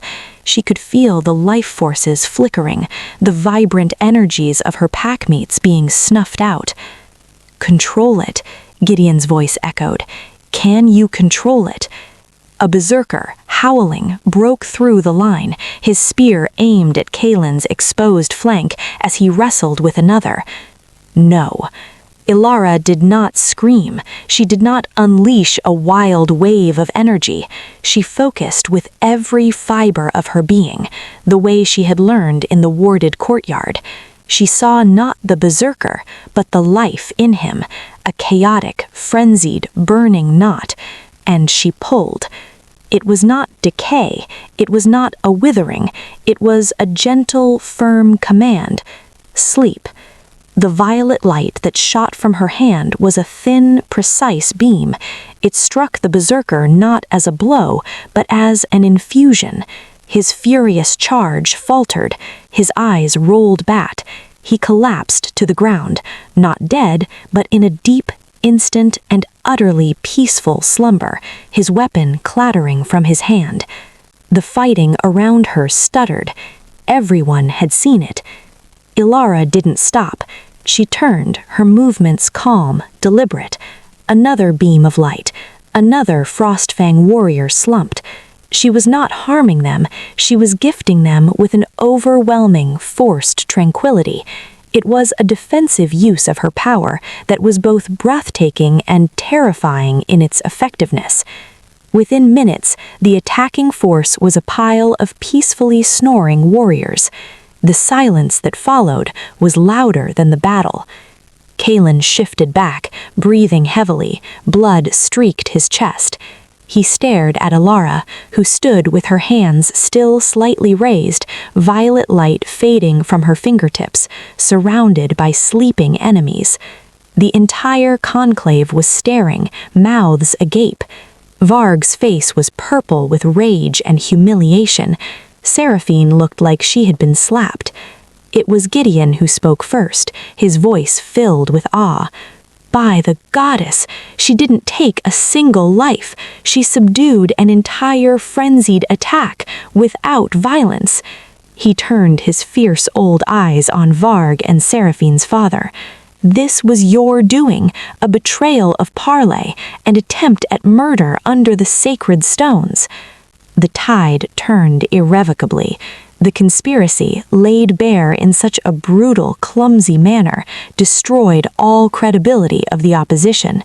The Alphas who had voted for custody now looked upon Elara not as a threat, but as a merciful protector. She had the power to kill them all, and she had chosen peace. Gideon raised his voice. The Conclave's vote is rendered void by this act of treachery. I declare the life-caller, Elara of Blackwood, innocent of all charges of being a danger to shifterkind. Furthermore, the packs of Frostfang and Riverstone are cast out from this conclave and shunned until they make amends for this dishonor. It was a total victory, snatched from the jaws of defeat. But as Kaelen pulled Elara into a fierce, relieved embrace, she looked over his shoulder at the seething faces of Varg and Seraphine. They were defeated, but not destroyed. They were humiliated, and their hatred was now a cold, permanent thing. The war was not over. It had simply changed shape. Chapter 15: The New Dawn. The return to Obsidian Peak was not a triumphant march, but a solemn, purposeful journey. They had won a crucial battle of perception, but the cost was a deeper, more entrenched enmity. Rylan would recover from his wound, thanks to Elara's focused healing, but the scar of betrayal would remain. Yet something fundamental had shifted. Elara was no longer the secret, the ghost, or even just the miraculous mate. She was the Luna who had stood before the gathered might of the world and shown restraint where others demanded violence. She was the queen who commanded not only life, but peace. The story of the sleeping attack at the stone circle spread faster than their horses could travel, morphing into legend. Weeks later, Obsidian Peak was in a state of purposeful activity, not frantic preparation for siege, but the steady work of building a lasting peace. Envoys from the Eastern Howlers and the Rolling Plain Packs were in permanent residence, drafting treaties of mutual defense and trade. The Frostfang, isolated and shunned, were licking their wounds in the north. Riverstone, its reputation in tatters, had silenced Seraphine and was making tentative, embarrassed overtures. On a crisp morning, Elara stood in the once forbidden woods, now simply her woods. She was in her human form, wearing a simple dress, her hands resting on the bark of the great white oak in the moonglade. The clearing was more vibrant than ever, a permanent testament to her presence. Kaelen stood a few paces back, watching her with quiet pride. "I can feel it," she said softly, her eyes closed. "The song is clearer now, not just here. I can feel the slow, deep pulse of the mountain, the quick, bright energy of the new seedlings in the lower valleys, the tired but steady rhythm of the older wolves in the fortress." She opened her eyes, violet blue and full of wonder. It's not a burden to hear it anymore. It's a connection. Kaelen came to stand beside her, taking her hand. The bond between them hummed, a constant, warm harmony within the greater song she described. "You have given them hope, Elara, not just our pack, but all the packs who fear tyranny. You have shown that true strength is in protection, not domination." "It is a fragile hope," she leaned into his side. "Varg and those like him will not forget. Seraphine's hatred will not vanish. The world still knows what I am." "And the world has seen what you choose to do with it," he countered. "That is the lesson. That is the new story." He turned her to face him. "We are not just defending a mountain anymore. We are building a legacy, a kingdom where power is tempered by wisdom, where the old magic is not feared but respected as part of the balance." He gestured to the woods around them. "This will be a sanctuary, not just for us, but for any who seek to understand the deeper connections. Oren is already calling it the Grove of Understanding. Scholars from the Eastern Howlers and the Rolling Plain Packs are in permanent residence, drafting treaties of mutual defense and trade." Elara smiled, a true, unburdened smile. The ghost was gone, the weapon was sheathed, and in their place stood a woman, a queen, a healer. She looked up at the sun filtering through the ancient branches. "It's a good story," she murmured. "It is our story," Kaelen said, his voice firm, "and it is only the beginning." Later that night, they stood once more on the highest balcony, the kingdom spread out below them under a canopy of stars. The air was clean, sharp with pine and the promise of tomorrow. "The quiet maid is truly gone," Kaelen said, slipping an arm around her waist. Elara shook her head, resting it on his shoulder. "No, she's not gone. She's just finally found her voice, and she's using it to sing a new world into being." Below, in the torch-lit courtyards and hearth-warmed halls of Obsidian Peak, life went on, stronger, prouder, and united under a crown born not just of obsidian, but of resilience and light.